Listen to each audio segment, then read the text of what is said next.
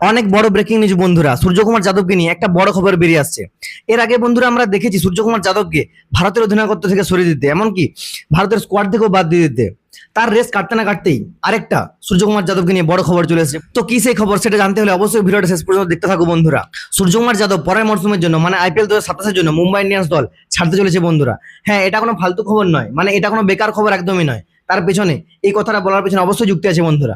Sky ইনস্টাগ্রামে Mumbai ইন্ডিয়ান্সের official পেজকে unfollow করে দিয়েছে বন্ধুরা, এবং যাবতীয় পোস্ট মানে এমআই সম্পর্কীয় যাবতীয় পোস্ট মুছে দিয়েছে। তো বিভিন্ন প্রতিবেদন অনুযায়ী খবর আসছে যে মুম্বাই ইন্ডিয়ান্স ছাড়তে চলেছে সূর্যকুমার যাদব। এমনিতেও সূর্যকুমারের কিন্তু পারফরম্যান্স মুম্বাই ইন্ডিয়ান্সে এই মরশুমে ভালো ছিল না, সেদিক থেকে হয়তো মুম্বাই ইন্ডিয়ান্সও তাকে ছেড়ে দিলেও দিতে পারে। আর সূর্যকে নেওয়ার জন্য কিন্তু অনেক দলই অপেক্ষা করছে, মানে ক্যাপ্টেন হিসেবে। যেমন ধরুন কেকেআর, এলএসজি, ডিসি।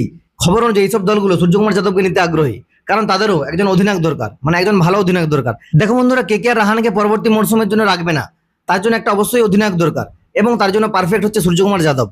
কারণ তারা সূর্যকুমার যাদবকে দিয়ে আরো একটা ভালো কামব্যাক করতে চায় আইপিএলে। এবং ডিসি ও এলএসজি তারা প্রথমবারের মতো ট্রফি জেতার জন্য সূর্যকুমার যাদবের মতো অধিনায়কই খুঁজছে।